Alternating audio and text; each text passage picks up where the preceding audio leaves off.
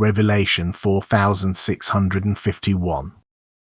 From the 26th of May 1949. Destruction of the earth, act of mercy by God. Seers and prophets.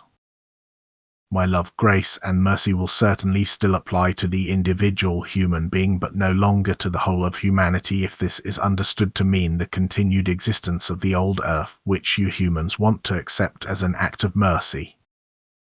It is much more an act of mercy that the destruction of the old earth takes place, because thereby new possibilities are created again for the maturing of the still imperfect spiritual as well as of the souls of people who have already fallen into darkness and yet shall find their way back to the light.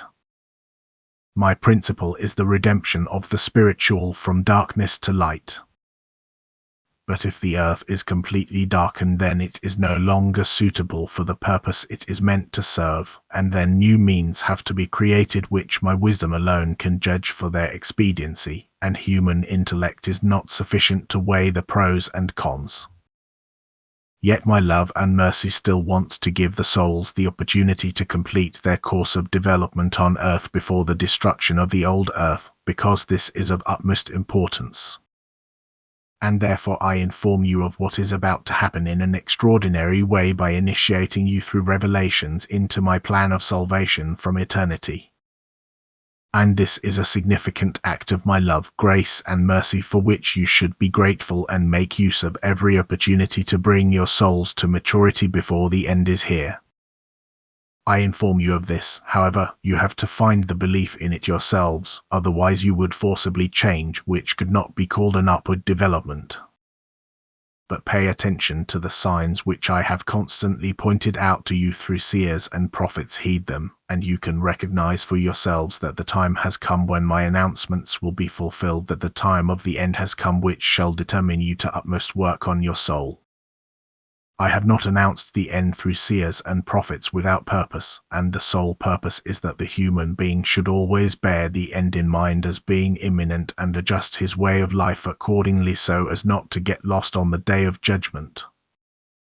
The fact that a long time has passed so far without bringing the end does not justify the assumption that people of the present time will not experience the end either. On the contrary, it is ever more probable that one day my prediction will come true, because my word is truth and remains, that the time will therefore draw ever closer.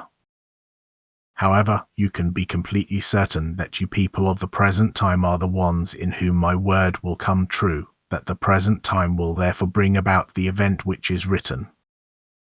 You can expect the last days with certainty, and you need no longer imagine a long earthly life, even though the world does not want to know about an end, that is, those people who are worldly-minded and only turn their thoughts towards material gain.